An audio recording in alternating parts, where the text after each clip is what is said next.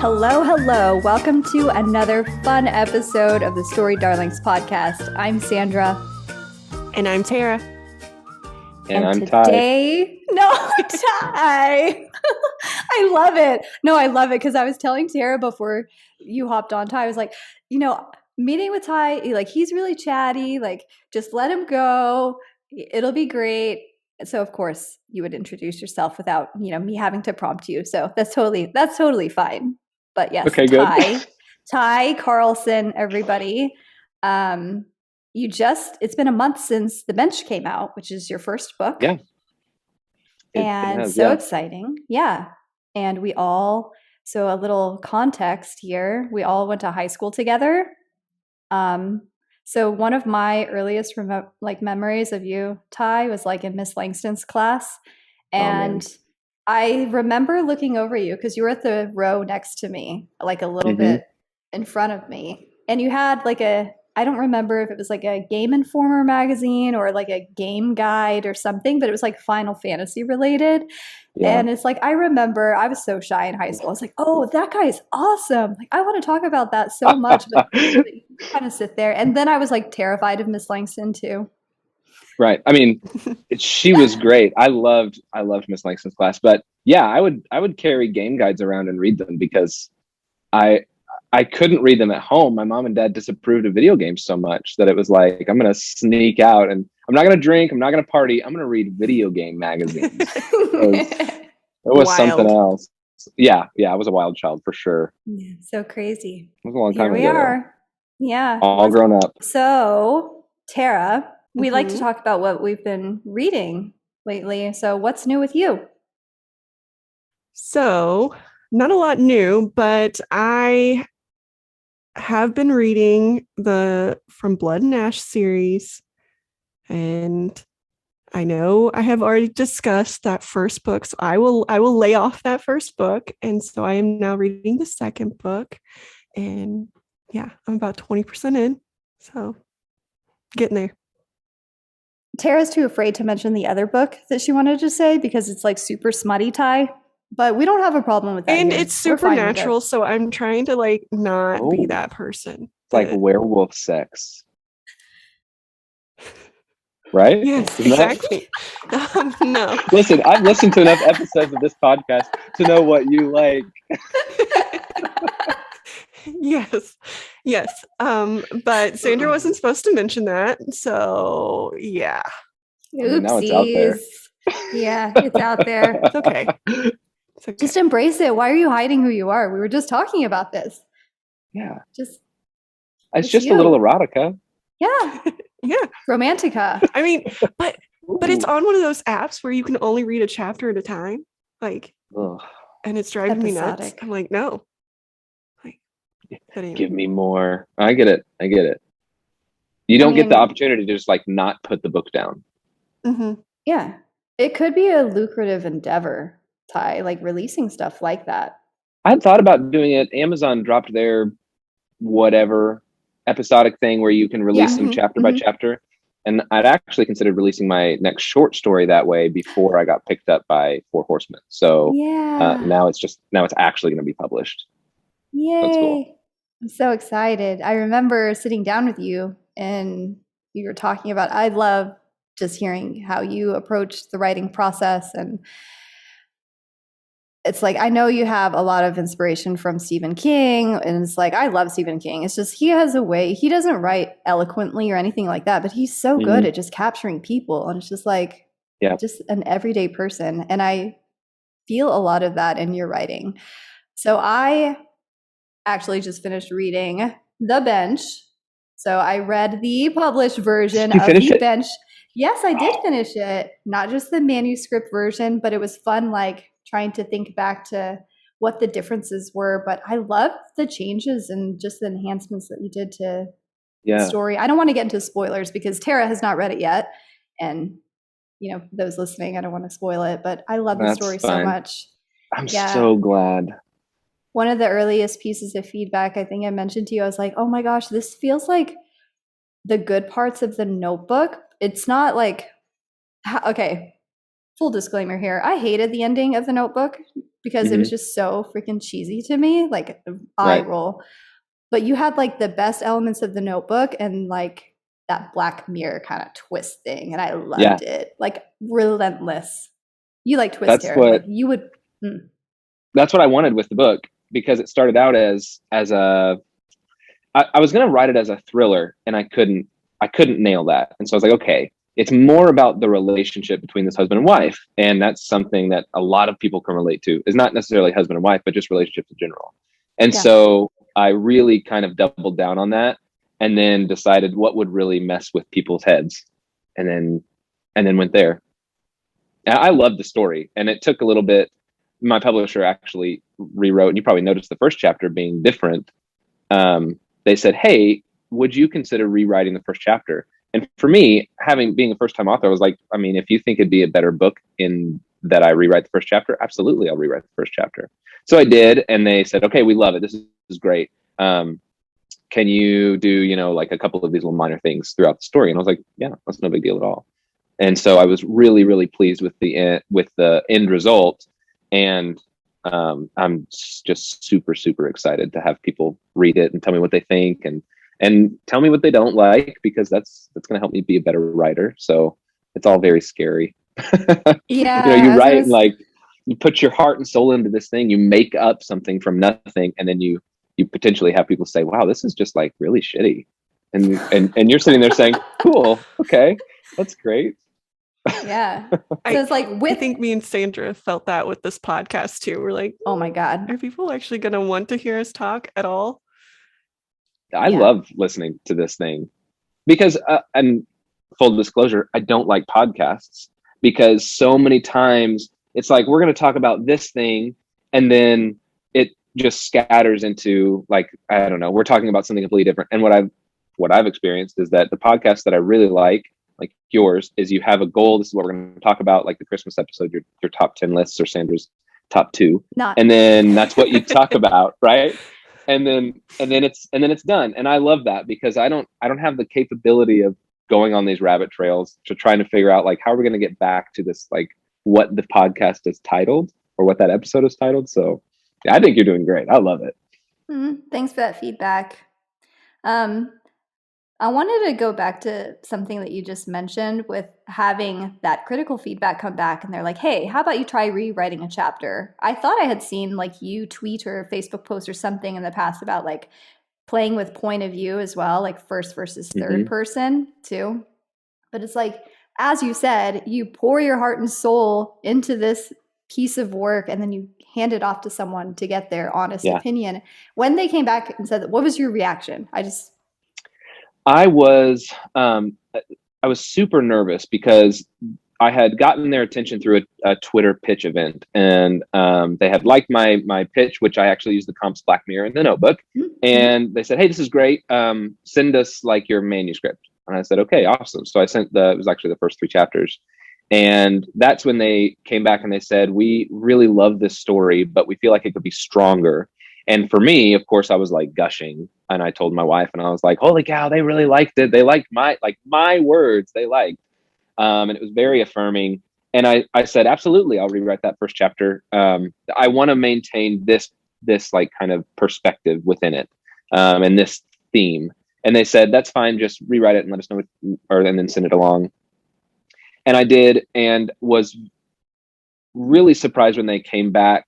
And they said, we love it. We want to offer you a contract. Let's get on a call. We got on the call, and they said, you're the first sci-fi author that we've requested you rewrite a chapter, and you didn't say no. And for me, that was really strange, because if I'm a first-time author, if anyone's a first-time author, for you to get that feedback that says, we love the story, but it could be better, and you're content with it not being better, that seems so backwards to me. And of course, like when I make it big, and I'm releasing 2 books a year, and I'm making millions, then I can be like, no, I'm not really going to rewrite this first chapter. I think it's fine. But for now, I'm new to this, so I'm absolutely okay with someone saying, I like this, but it could be better. So I'm still ecstatic, and the relationship I have with my publisher, they're very, very hands off. It's kind of, once it was published, they're like, all right, you do whatever you want. If you want to spoil it for your followers, or you want to read the twist then do it. But just know that that might impact what kind of sales you might have. And so, yeah, I'm very, very, very blessed with the publisher that decided to pick me up. It's crazy that you were the first one that was just like, yeah, okay. It's almost like, okay, is it ego that's getting in the way of like everybody else, or what is it? But Yeah. that's crazy to me. Yeah, reading the finished product, the story as is now, it's like you double down on the science fiction aspect of it a lot, but it just like it further strengthened how you structured the book, like splitting it into the different POVs and Mhm. sprinkling in some of those things to pick up on. And I love like more of the world details, like at what point in time, where the world is at, like what it looks like. I just loved all of those details. And even like there's a more romantic scene in it too, just getting like more. Tara, I'm winking at you. There's like a more, just more. And I loved all of Yeah. the changes that I saw, but I have always thought that even in your rough draft, you have such beautiful writing, like such beautiful writing. Like in your, um, it's in the end matter of the book, but you talk Mhm. about how you really like Fitzgerald and Tolkien and Card. And I see a lot of like that Fitzgerald style, just that really beautiful literature in your writing. And it's Mm. just a pleasure to read. And so I was finishing The Bench last night and I was like crying again. I was just like, Yes. I cried during the manuscript. I cried during the book. I'm just like, God. My editor, when she sent it back, one of the best comments that I've ever had on any of my writing, and she said, "Ty, I've cried for the last 30 pages, and I really love it." And I was like, "Yes, that's exactly what I want. I want you Yes, to it was like, cry." it was the last chunk of the book. It's just a tearjerker, Tara. You I can feel handle like it. I really need to read this now because I like to cry during my books too. So You love twists too. That's the thing. You would enjoy it. I promise you. I mean, So it's out there. You can yeah. read it, or you can't. I mean, you don't have to read it. I know I've looked it up on Amazon. I even showed my husband. I'm like, this is the book. this, I just this is have not done it. It's take your time. It's fine. so tell me It's not like it's about going down anytime soon. mm. So okay, how do you say the series name? Dadirri? That Dadirri? Dadirri, yeah. It's Okay. an Aboriginal word that means like critical thinking. Even that's not like Mm. the right translation. It's like pensive critical thought about other kind of immaterial concepts. Rough translation. But really to get it's kind of funny. I told my publisher, so they really want series to publish, like they want to be like a series publisher. I was like, okay, that's great. This isn't a series. This is a standalone. There's not going to be a sequel. I don't ever really want to write a sequel. Is that okay? And they were like, well, what are your other works going to be? And I said, well, they're same world, different times, different stories. And they said, oh, okay, well, that's like a spiritual series. And I was like, I can get on board with that. And they're like, okay, so that's a series. And I was like, okay. They said, come up with a name. And I had no idea. But all of the ideas that I have for books are more along these lines of themes that evoke some reaction after you think about, like, what would the world be like if it was like this? Or what would happen if this thing was true or false or whatever? So I Googled words in different languages that meant like critical thinking. And Dadirri was one of the ones that came up. And I thought, this is really great. And I talked with my wife, Kanya, and went through a few of them. And she said that Dadirri just kind of resonated with her. And I said, I think that's true. And so I emailed it back and they said they absolutely loved it. So Dadirri Saga, book 1 is The Bench, and book 2 will be a short story called The Glade. And book 3 will be a novel called The Favorite. Ooh, yep. Yeah, I've heard you mention The Favorite before in the past. Super excited about those. Thank you for giving more color to the series name. Yeah. That's really cool. I agree with that. It was awesome. At the end of the book, there was like the book club questions. Mm-hmm. And yeah, you were able to, even in questions, you're able to articulate so much that goes through me whenever I like finish reading a story. And so The Bench was one of those stories. I finished it and I felt like so sad and torn because of this plot thing, Tara, yeah. that The Bench And Sandra loves to be sad. So I love being sad. Right up her alley. I love Well, being sad. you should read all of my stuff then. I am going to read all of your stuff, Ty. I Oh, am. oh my goodness. But Yeah, like those those. questions, it just nailed like everything that I have trouble articulating because it's just like you see how it can be helpful to a society or an individual, and it's just I don't know if it was worth it. I'm torn. Yeah, I go back and forth. that's the question. And those book club questions were almost an afterthought. My editor said, "Hey, what are your thoughts about this?" And I said, "I think that's a great idea," because even Kanya's book club, my wife's book club, they said they wanted to read it this year, and it's next month's book or March's book. And I got to thinking, like, what do I want people to think about after they're done reading The Bench? What do I want them to reevaluate in their own lives, or even in our society? You know, there's so much right now about privacy and intellectual property and NFTs and all this kind of stuff. And it's like, what effect is that having on me personally, and then my circle and society, our culture as a whole. And so those book club questions were a lot about how is the world changing, and is it changing for the better, or is it changing for the worse, or can those coexist simultaneously and it be both really good and really bad for different people? And so those book club questions tried to address some of that. Yeah. And there is no right or wrong answer. It's just you see the pros and cons of all of it. But it's just like, even so, a tsunami is kind of like part of this plot, Tara.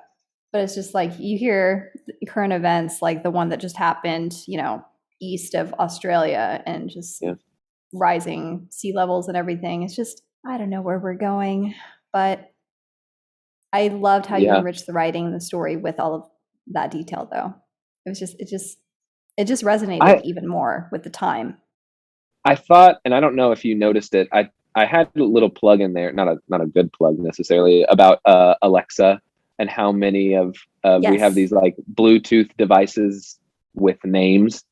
And I thought I've always struggled with, these devices that listen, that don't listen, kind of a thing. And in the book, they kind of just throw their hands up and they just say, this is just how it is now. The government's going to listen to us. We're going to be held accountable for things that we shouldn't be held accountable for. And that's the world. Welcome to it, kind of a thing. Yeah. And I don't necessarily want to have like a conversation about where our society is going by any means, but it's curious to see what wasn't accepted, 20 years ago. Don't get in cars with strangers. And now I'm calling a stranger to pick me up, called Uber, and don't give your name to anyone on the internet 10 years ago even. And now I'm accepting friend requests from people that I have no idea who they are. It's just interesting how life changes with technology, especially.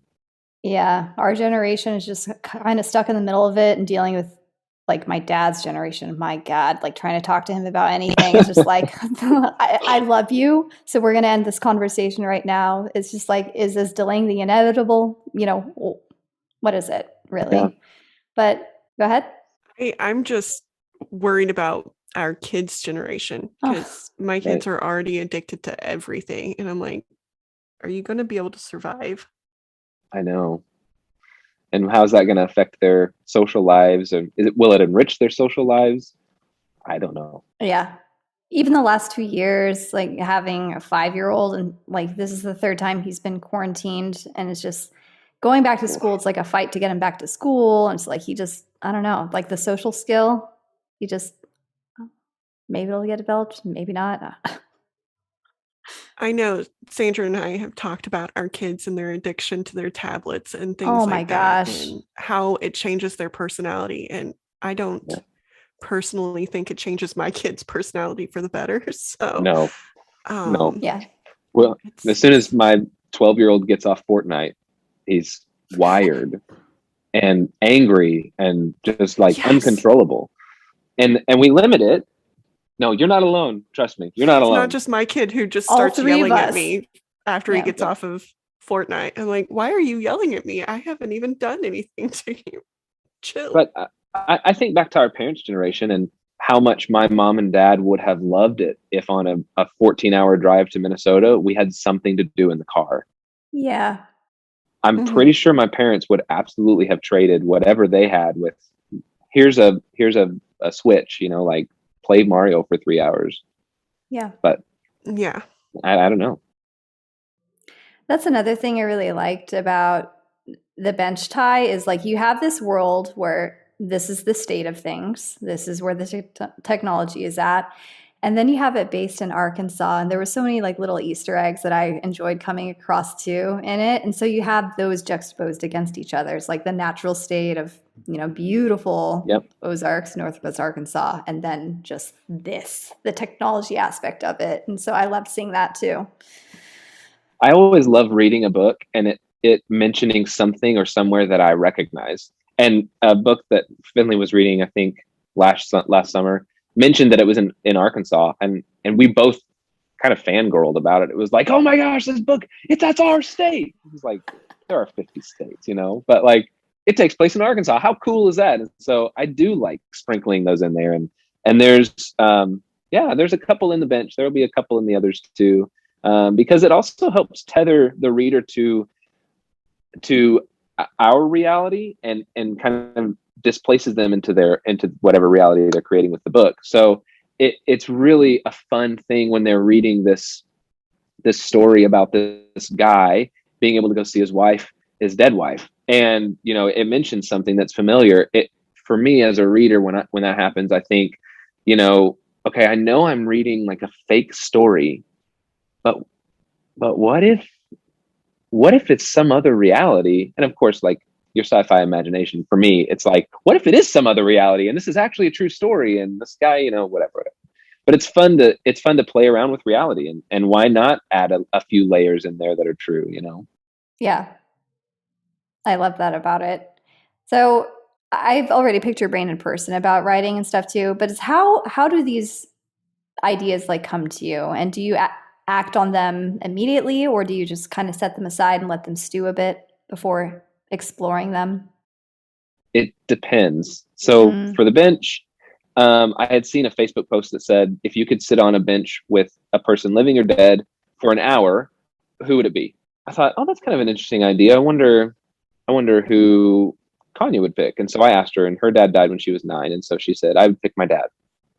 I said, okay, yeah, that makes sense. I wonder what that would look like. How would that work? Like, how would you get someone dead back? And so then the idea kind of snowballed into what the bench is, and it's being able, everyone has the chips in their arm, and it records their whole life and every experience and every emotion, and it conglomerates it into almost like a hologram is the easiest way to describe it. So Evan is able to go talk to his wife because of that. And I thought, that makes sense. In this world that I've created, that makes sense that this stuff could happen. And what would that be like? So for the bench, that's how that idea came about. For others, it's funny because I'll see something and be like, oh, that'd be a cool book. Wait a second, I'll write it. And I like jot down the idea real quick, or I put it into my phone on the notes tab. It usually happens in church, and I don't know why, but maybe it's because I can finally unplug, and like my brain just is not being dad or husband at that moment. And I'll be sitting in church and I'll think, oh, this would be a cool idea for the book. And Kanye's like, what are you doing? It's like, I'm an author now. Leave me alone, For the Glade, it's something that I see all the time driving, is this grove of trees. And so I thought, I wonder what kind of a story could be created within that, and got the idea for the Glade. And then for the favorite, it's about a little boy, 2 brothers. One has really severe nosebleeds, and I got the idea for the favorite by Finley, our oldest, having just spontaneous nosebleeds. Like for 2 or 3 months, he would have one twice a week. And so I thought, as a joke, I was like, Finley, what if something is like, what if Asher is stealing your health? And he was like, Dad, that's creepy. Stop it. And so then I got the idea. What if one brother is stealing the health of the other brother, And so in The Favorite, that's the premise for the story, is that the parents have to choose which is their favorite, or which one gets to live. I can't wait to read that Exciting. one. Like It's the almost dark done. side of me is like all about it. I wanna pick it up. Oh man, it's a story that I've had rolling around in my brain for a while, because as parents, we're all parents. You have multiple kids. You could never choose a favorite. You could, I mean, people say all the time, like, "Oh, I can't have favorites." I mean, everybody knows, like, you have a favorite in certain respects. Like Finley, I love playing with Finley. He's my favorite playmate. Asher's my favorite snuggler. He just always has been. Ellis is my only daughter, so she's my favorite. But Kipton is, like, he's super sweet. So we don't have favorites, really. But if it came to like a crossroads where you literally had to choose, okay, if I want this child to live, this one will die, and if I want this one to live, this one will die, that's an impossible choice. And so I got kind of the germ for that idea. Like, what if I was faced with that choice? And so that's where you mentioned earlier, going from third person to first person. That's where I changed the perspective in this story from third to first, because I thought, as a dad, and the main character is a dad named Grant, what inner thoughts do I have as a dad that no one else knows? When the kids ask, "Dad, are you okay?" And I say, "Yeah, I'm fine." Or, "Dad, are you angry at me?" "No, not at all." What am I really thinking? It might be that I'm really furious, but I don't want you to know that, because that would hurt you, or that wouldn't accomplish anything. Or, "Dad, are you okay?" "Yeah, I'm totally fine." And I'm thinking about bills, and I'm thinking about, Ellis is sick. What if it's cancer? Which, of course, is the worst case scenario we always go to. With Finley's nosebleeds, I did think, like, what if something bad is going on right now? And am I being a good dad by writing it off so he doesn't feel afraid, or am I being a bad dad by writing it off, and I really should be freaking out about it and finding, taking him to the doctor? Is this something we need to look into? And so there's a lot of internal monologue, maybe not monologue, but just thoughts that this dad has that a lot of people aren't privy to. And I think it's not necessarily reserved for dads. Moms do it probably to the nth degree, more than a dad. That's why we're insane. If having conversations with my wife is any indication, she's got, like 100,000 things on her to-do list, and she's overwhelmed, and I have 4 on mine, and I'm overwhelmed. And it just provides really good insight into, with it being first person, what is it like being a parent? And if I had to choose one of my kids, what would I do in that situation? And I love the story. It's dark, and it's creepy, and it's more along the lines of what I wanted the bench to be. But the story for the bench wrote itself. My perspective usually is the story is out there, and I'm just the conduit. So I'm writing what the story wants it to be. And so usually the story goes, and I mean, the sex scene in the bench was not planned at all. I think I texted you that night, and I was like, I just wrote a sex scene. I don't know how to feel about this. Yeah. And I hadn't planned on writing that, but the story, it led itself to that way, and it really enriched the story, because Evan and that memory, it needed to happen. And so the way that I write is, or the way that I get those ideas is just, I wonder what if. And then writing them is, I'm very haphazard in how I write. I write the first chapter, I write the 7th chapter, I write the end, I erase the end, I write the chapter before the end. And I have friends that write like chapter 1, 2, 3, 4, 5, 6, 7. And it's very difficult for me to do that, because I lose track of the goal. And so I have to jump around. And then to make sure everything kind of meshes together by the end. And hopefully it turns out so beautiful. Yeah. Tara, so the bench, it's atmospheric. It's highly emotional. It's sad. It'll give you all the feels. Just go read it. Go read it. I will be your cheerleader, Ty. I will tell everyone. Yes.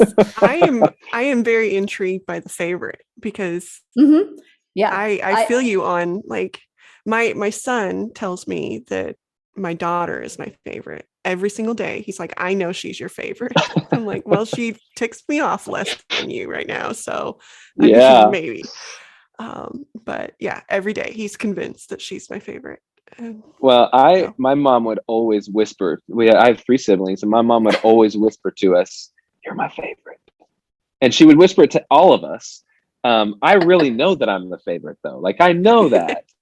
And so with my kids, I tell them all the time, you're my favorite. And I let all the kids hear it because I want them all to know that they are my favorites. But Kipton, our youngest, is 3. He turns 4 in a couple weeks, or in 1 week. I'll whisper to him, you're my favorite, but don't tell anybody. And he'll say, okay. Aww. And he'll tell me, Daddy, I have a secret. And I'll bend down and he says, I love you the most, but don't tell anybody. And it's just this really cute, he knows like it's probably a joke, but we have this little secret thing, and it's really, really sweet. And I love doing that with all my kids, because even when I knew my mom was telling it to all of us, it still made me feel really good. And so the favorite is dedicated to Mom, because I knew that I was always the favorite anyway. Well, in that moment, you were her favorite. Right. I mean, it depends on, oh gosh, so many different variables, but we have favorites. I'm just going to act like I have no idea what you two are talking about, because I only have one. Sandra knows. Vince, you do have a favorite. Yeah. I know, and I tell him every day he is my favorite. He's the only one, but he's my favorite. I do tell him that. He's so adorable. I love seeing the pictures of him and all of his stuff. Man. They're little insane people in little tiny packages. Yeah. Give me timeline, Ty. So the Glade. Yeah. The Glade, I have to turn it into my publisher in May. I'm probably gonna finish it sooner. It had started out, I had originally slated the favorite to be second, but the way that my publisher markets their first, second, and third books, the third one is usually pushed harder than the other two. And I didn't want a short story to be my third work. So I had emailed them even just a couple weeks ago, and I said, hey, here are my thoughts. The Glade is a short story. The favorite's going to be a full-length novel. I feel like it would, and I like the favorite the most out of the 4 that I'm working on right now. Is there any way that we could just push the favorite to be third and the Glade to be second? She said, that's a great idea. Let's do it. So I switched those up, and the Glade, the favorite's deadline was May 30th, and now the Glade's deadline is May 30th. And I'm well over halfway with the Glade, and I have everything. I'm not a plotter. I'm a pantser. I don't know if you know what. If you don't know what that is, yeah, that's where you just do what you want. Fly by the seat of your pants. But even I have everything planned out in the Glade. I know what scenes I need to have in there. I can almost picture what they're going to look like and what's going to happen within them. And then it's going to wrap up in a nice, pretty, terrifying bow. And then I'm going to turn it in and be done with it. And I think I'm probably going to finish it by the end of next month, which means I can finish the favorite earlier and probably do a few read throughs with in order to edit, add, and change and adjust, and then have a couple of friends beta read it for me, because it was really useful to have people do that. I get drawn into the story so much and so close, and I know everything that's happening, and I know everything that I see in my brain, and to have a beta reader say, okay, I don't really understand what's happening here, is so useful, because then you say, oh, because I didn't describe anything at all, I just wrote what was in my head. And so you go back and you add another, 10,000 words that describe all of the different scenes and everything. But hopefully those should be released this year, both of those in 2022. I will be getting mine. I can't wait. So yeah, Tara is handling show notes, so we always love just plugging as much information as possible for her. Yeah, I know. I've heard how much in every episode Sandra never fails to mention how much you love writing the show notes and how short it takes. It's just like a couple of minutes, right? Yeah, you only have to listen to us talk for no big deal. So we will link where to get your book and stuff like that. Okay.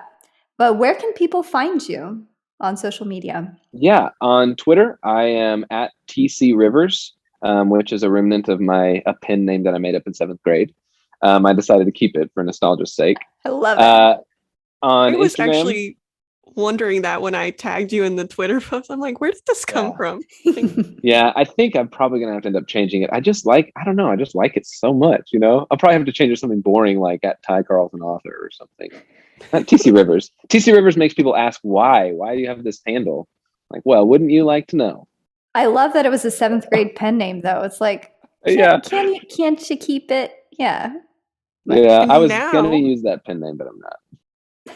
When people wonder, we can be like, now listen to the podcast because he says. Exactly. There's the I mean, story. if that's not a plug for it, do you want to know why Ty Carlson's handle is TC Rivers? Then you have to listen. It's the world's greatest mystery. Instagram, I'm TC Rivers 85, and Facebook, I actually just made an author page. It's Ty Carlson author. I mean, you can find me on. I think my profile is actually personal. It's not public anymore. But Ty Carlson author is, and there's a link there for my book as well. All right. Well, there you have it. There's where you can connect with Ty and see what he has going on book-wise. And I can't wait to read The Favorite. Like, hopefully it'll be like a seasonal, like October, November kind of mood. Mm-hmm. That would be awesome. It will be. It's going to release. I have to turn it in by September, so it's a couple months after that it'll release. Maybe October 31st. Well, thank you so much, Ty. Ty Carlson, everyone. The Bench. It's been out for a month. If you haven't read it, please go read it. It's so twisty and so good, and you just have such a good way of writing people that are just relatable. These are everyday people that are so relatable.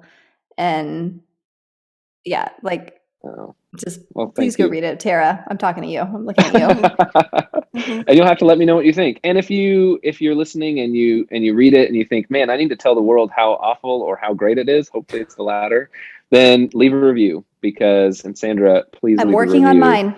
I just read it last night. Calm down. I know. I'm just saying. Yeah. Because it's fun to see those. Yeah.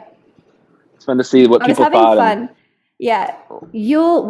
I love buying Kindle versions. I love paperback too, obviously, but I'm kind of a minimalist and I don't like carrying a lot of stuff with me from place to place. Right. But I love buying ebook versions because when highlighting it and it's connected to your Goodreads account, you can quickly pull up like anything that you've highlighted and stuff. So I was just having a good old time, like highlighting phrases that I thought were so beautiful or like little breadcrumb. Oh my gosh. I love That's awesome. that too.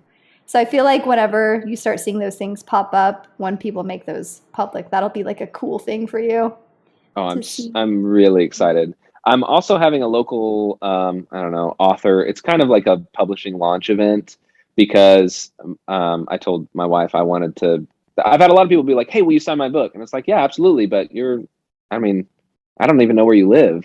And so I'm just going to like blast it on social media. It's at Once Upon a Time Books in Tawnytown. And I love that shop. It's awesome. I used to be the youth pastor for the owner, like 12 years ago. Yeah, Allison, and she's wonderful. She's great. I talked to her the other day. But we're gonna have like an hour and a half event there where we're gonna talk. I'm gonna read maybe a couple chapters, and then I'll do signings. And so it's gonna be just like super fun. Tara, you can just like make the quick jaunt over. Yeah. Hello. Right. Come see me. Well, when is it? Yeah, when is it? It's Because I going want to to be go. February 5th at Once Upon a Time Books. And we're still nailing down the time because we're trying to figure out what would be the best. But I think it's going to be around mid-morning. So like 10 or 11 Central. I'm very excited. For a Once Upon a Time Books visit too. I love that shop so much. Okay. Yeah. We'll link it. We'll link the event in the show notes too. Awesome. Thank you for having me on. I love doing these kind of things. And when I told my publisher that I love talking and I love being on stage and I love doing podcasts, they were like, yes, great. He's like finally. The perfect writer. Like, are you sure this is a writer? Yeah. He will edit and he will. He's do both. Open to feedback. Yeah. I mean, it's super fun. I love doing this kind of stuff. So when the Glade or the Favorite comes out, just invite me back over and we'll talk about that one. Okay, maybe we can be in person. Let's see what the world looks like. Oh, yes. Oh, please. I'm tired of this. Yeah. But I think Ty Carlson, everybody, The Bench. It's linked. Go read it. Leave a review, rating, and we will see you next week. Thank you. Bye, y'all. Bye.